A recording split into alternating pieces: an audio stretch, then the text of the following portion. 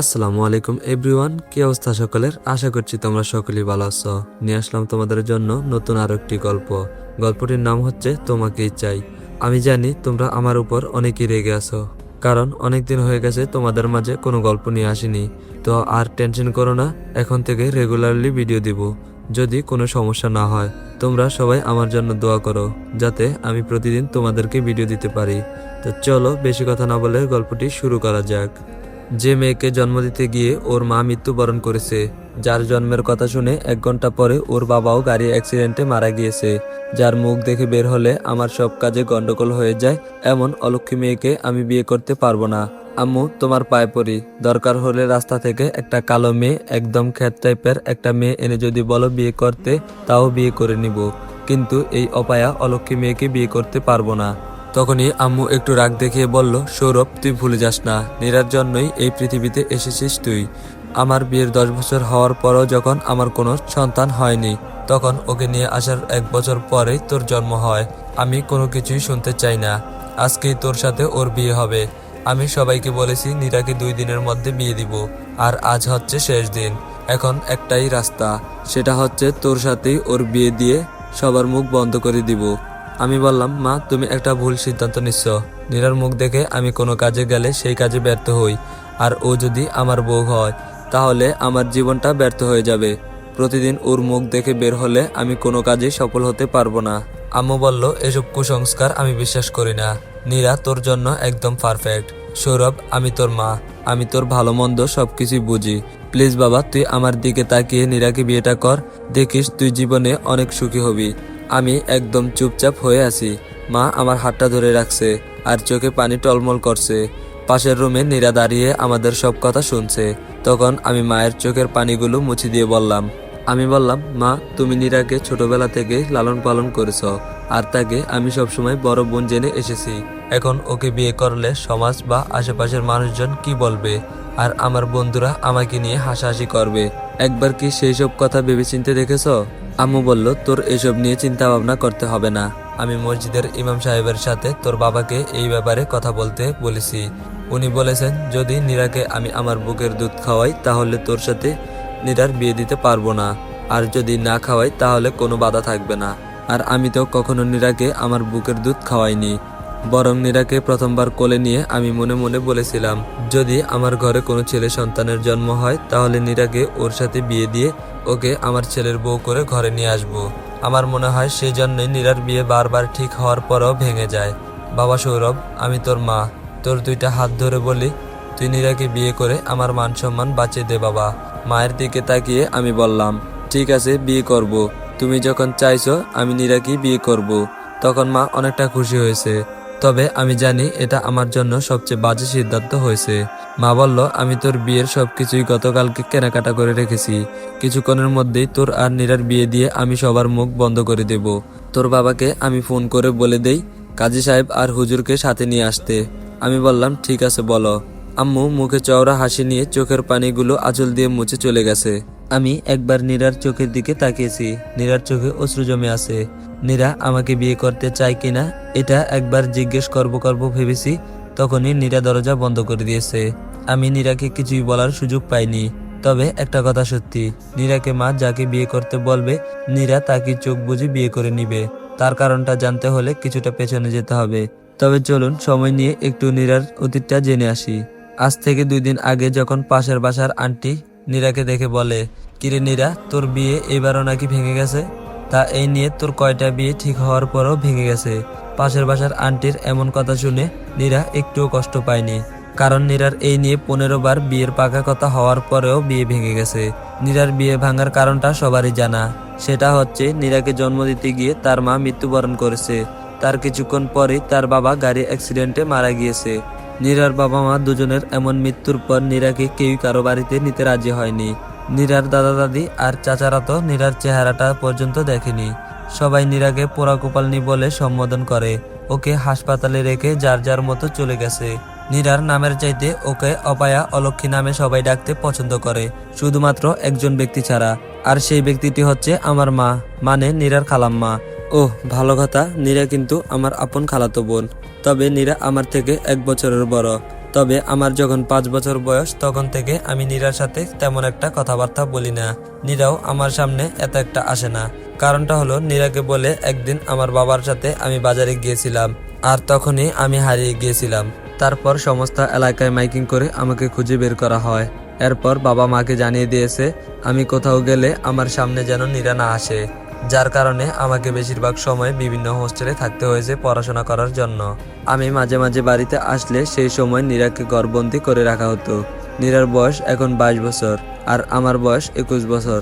মায়ের বিয়ের 10 বছর পর্যন্ত তার কোনো সন্তান হচ্ছিল না, যার কারণে মা নীরাকে আমাদের বাড়িতে নিয়ে আসে। আর তার 1 বছর পরে আমার জন্ম হয়, আর তার 3 বছর পর আমার ছোট বোন রুবার জন্ম হয়।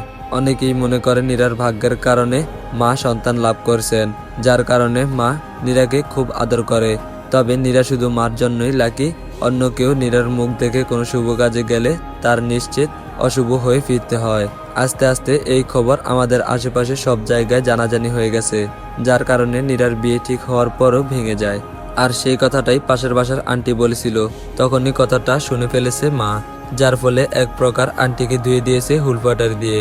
তখনই আন্টি রেগে বলে ওঠে, এই অপায়া অলক্ষী মেয়েকে নিয়ে এত বড়াই করেন কেন? এই মেয়ের বিয়ে তো জীবনও দিতে পারবেন না, আর এই অলক্ষী মেয়ের কারণে আপনার মেয়েরও বিয়ে কোনোদিন হবে না। তখনই মা রেগে বলে উঠল, নীরাকে আমি 2 দিনের মধ্যে বিয়ে দিব। এরপর দেখব নীরাকে অপায়া অলক্ষী বলে কে ডাকে। যে ডাকবে তার মুখ সুই সুতা দিয়ে সেলাই করে দেব। কথা বলেই মা নীরাকে সাথে করে নিয়ে ঘরে চলে এসেছে।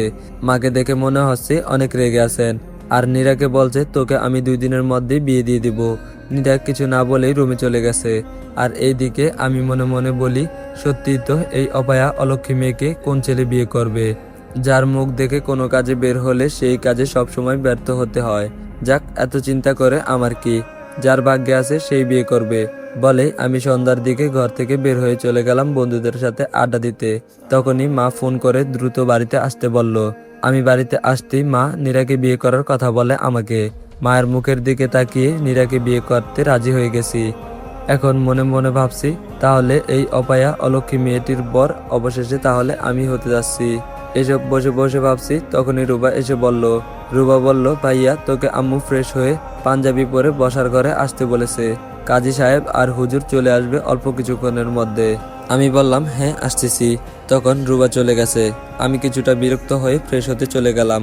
অল্প কিছুক্ষণের মধ্যে ফ্রেশ হয়ে বসার ঘরে যেতেই দেখি কাজী সাহেব আর হুজুর আমাদের বাড়ির আশেপাশের কিছু মুরব্বি বসে আছে।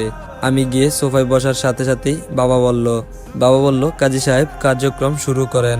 কনে ভেতরের ঘরে আছে আর ছেলে আপনার সামনেই বসা। কাজী সাহেব ওনার মতো করে কিছু কাজ করলেন, তারপর আমাকে বরের জায়গায় স্বাক্ষর করতে বলেছেন। আমি স্বাক্ষর করার পর উনি ভেতরের ঘরে গিয়ে নীরার স্বাক্ষর নিয়ে এসেছে। এরপর হুজুর সাহেব ইসলামিক নিয়ম অনুসারে বিয়েটা পড়িয়ে দিয়েছেন। বাবা সবাইকে খেজুর আর মিষ্টি খেতে দিয়েছে। আস্তে আস্তে সবাই চলে গেছে। আমি একা রুমে বসে আছি। বিয়েতে আপাতত তেমন কোনো অনুষ্ঠান করা হয়নি, যার ফলে আমাদের কোনো আত্মীয় স্বজনকে দাওয়াত করা হয়নি। তবে বাবা বলেছে সামনে একটা ভালো দিন দেখে আমাদের বিয়ের উপলক্ষে একটা অনুষ্ঠান করা হবে, তখন সব আত্মীয় স্বজনকে ইনভাইট করবে। মা নীরাকে নিয়ে এসেছে। নীরা একদম বউ সেজে আছে। তারপর আমার পাশে দাঁড় করিয়ে কিছু ছবি তুলে রুবা নীরাকে নিয়ে চলে গেছে। আমি একা বসে আছি। কিছুক্ষণ পর রুবা এসে আমাকে বলল। রুবা বলল, ভাইয়া যাও, তোমার রুমে যাও। আজ থেকে নীরা আপু আমাদের ভাবি আর তোমার বউ। এখন দেখবো নীরা আপুকে সবাই কি করে অলক্ষী অপায়া বলে ডাকে। তখন আমি বললাম, বিয়েটা তো আমার সঙ্গে হয়েছে, এখন আমার জীবনটা কেমন ভাবে যাবে সেটাই দেখার বিষয়। তোরা সবাই মিলে আমার সব স্বপ্ন নষ্ট করে দিয়েছিস। এই বলে আমি সোজা উঠে নিজের ঘরে চলে গেলাম। গিয়ে দরজাটা বন্ধ করে দিয়েছি। নীরা বসে আছে। আমার একটু আগ্রহ হচ্ছে না তার কাছে যেতে। তারপরও একটু সামনে গিয়ে আমি কিছু কথা বলি। আমি বললাম, আমাকে বিয়ে করতে তোমার একটু লজ্জা করেনি? আমি তোমার থেকে বয়সে ছোট। তুমি মাকে বললে মা কি আমার সঙ্গে তোমার বিয়ে দিতে রাজি হতো? নীরা তখনও চুপ করে বসে আছে, কোনো কথা বলছে না। আমি তখন আবারও বললাম, তোমাকে কিছু কথা বলি। আমি যখন সকালে ঘুম থেকে উঠব তখন যেন তোমার মুখটা আমি না দেখি, কারণ আমি চাই না তোমার জন্য আমার প্রতিটা দিন মাটি হয়ে যাক। তোমার মুখ দেখে বের হলে আমার সব কাজ বৃথা হয়ে যাবে। তুমি নিজে একটা অলক্ষী। জন্মের সময় মা এবং জন্মের পরে বাবাকে মেরে ফেলেছ। এখন এসেছো আমার জীবনটা নষ্ট করতে। নীরা এবারও চুপচাপ হয়ে আছে। তখন আবার আমি বলি, একমাত্র মায়ের সামনে আমার সঙ্গে সুন্দরভাবে কথা বলবে, আর বাকি সময় আমার থেকে এক হাত দূরে থাকবে। তখন চেয়ে দেখি নীরা একটা বালিশ নিয়ে উঠে কোনো কথা না বলে সোজা নিচে এসে শুয়ে পড়েছে। আমি ওর কর্মকাণ্ডে অবাক হয়ে তাকিয়ে আছি। তখন হাতে একটা চিরকুট ধরিয়ে দিয়েছে। চিরকুট খুলে দেখি লেখা আছে, আমি জানি তুমি আমাকে বাধ্য হয়ে বিয়ে করেছো, তবে কথা দিচ্ছি কখনো আমার মুখ সকালে দেখতে হবে না। আর আমি এটাও কথা দিচ্ছি, আমি কোনো সময় তোমার কাছে স্ত্রীর অধিকার প্রয়োগ করব না। তুমি যেমনটা বলবে আমি তেমনটাই করব। তাও প্লিজ দয়া করে আমার জন্ম নিয়ে কোনো কথা বলো না। তখন আমি চুপ করে খাটের উপর গিয়ে শুয়ে পড়লাম। আর মনে মনে ভাবছি নীরা আমাকে বিয়ে করতে রাজি ছিল তো? আচ্ছা, একবার জিজ্ঞেস করব সে কখনো প্রেম করেছে কিনা। মনে হয় করেছে। ওর সম্পর্কে সব জানার পরে ছেড়ে চলে গেছে। এসব ভাবতে ভাবতে কখন যে ঘুমিয়ে পড়েছি ঠিক জানি না। সকালে ঘুম থেকে উঠে দেখি নীরা ঘরে নেই। যাক, ভালোই হয়েছে, অলক্ষিতার মুখ দেখতে হলো না। কিছুক্ষণ বসে থেকে ফ্রেশ হতে চলে গেলাম। ফ্রেশ হয়ে নাস্তার টেবিলে গিয়েছি। তখন রুবা বলল, ভাইয়া আজ মনে হয় তোদের ঘুম ভালো হয়নি। আমি বললাম, তুই এত কথা বলছিস কেন? তখন রুবা চুপ হয়ে গেছে। আমি দ্রুত খাবার শেষ করে বের হতে যাচ্ছি। তখনই মা ডাক দিয়ে বলল, সৌরভ তুই কি অফিসে যাচ্ছিস? আমি বললাম, না, আমি ভার্সিটিতে যাচ্ছি, দুপুরে অফিসে যাব। মা বলল, শোন, আজ থেকে নীরাকে তোর সাথে বাইকে করে নিয়ে যাস, আর প্রতিদিন ওর অফিস ছুটি হওয়ার পর নিয়ে আসবি। আপনাদের তো বলতেই ভুলে গেছি, নীরা একটা কোম্পানিতে চাকরি করে, ভালো টাকা বেতন পায়। আর আমি একটা ছোট কোম্পানিতে চাকরি করি, মানে পার্ট টাইম চাকরি, যা দিয়ে কোনো মতে নিজের হাত খরচটা চলে। তবে আমার বাইক কেনার টাকাটা নাকি নীরাই দিয়েছে। এটা মা আমাকে উঠতে বসতে বলতো। আমি রাগ করে একবার বাইকের চাবি দিয়ে দিয়েছিলাম। এরপর থেকে আর কখনো মা এসব কথা বলেনি আমার সামনে। মা বলল, কি বলেছি মনে থাকবে তো তোর? আমি মনে মনে বললাম, এই শেষ, এই আপদ আমার বাইকে উঠলে বাইকটার কাম শেষ হয়ে যাবে। তখনই নীরা এসে আমার পেছনে বসে। আমি কিছু না বলেই বাইকটা চালিয়ে যেই মেন রাস্তায় এসেছি তখনই বাইক থামিয়ে আমি বললাম, নীরা তুমি নামো তো। নীরা কিছুটা রাগ করে নেমেছে। তখন আমি মানিব্যাগ থেকে 100 টাকা বের করে ওর হাতে দিয়ে বলি, নাও, এটা দিয়ে রিক্সা ভাড়া করে চলে যাও। তোমাকে নিয়ে আমি বাইকে করে যেতে পারবো না, আমার বন্ধুরা দেখলে আমাকে নিয়ে হাসাহাসি করবে।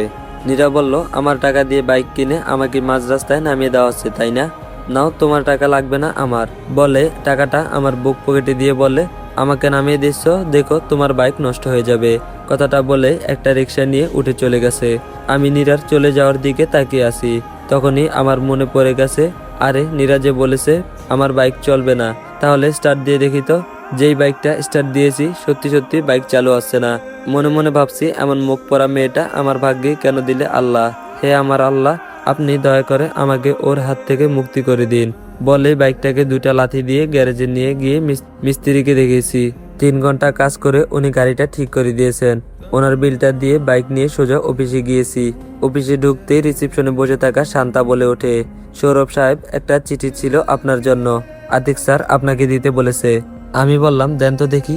বলে চিঠিটা খুলে দেখি আমাকে চাকরি থেকে বহিষ্কার করা হয়েছে, আর ওনাদের পার্ট টাইম লোকের কোনো দরকার নেই, সাথে 1 মাসের অগ্রিম বেতনের চেকও দেওয়া আছে। আমি মুচকে হেসে মনে মনে বলি, সেটা তো হওয়ারই কথা ছিল। বলে কোনো কথা না বলে সোজা বাইরে এসে বাইকটা নিয়ে বাড়িতে আসতেছি।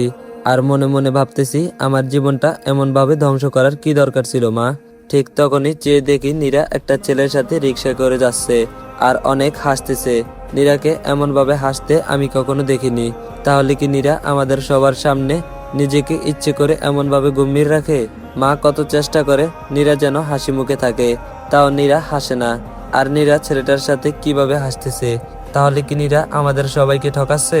ঠিক তখনই যা দেখলাম তা দেখে আরো অবাক হলাম।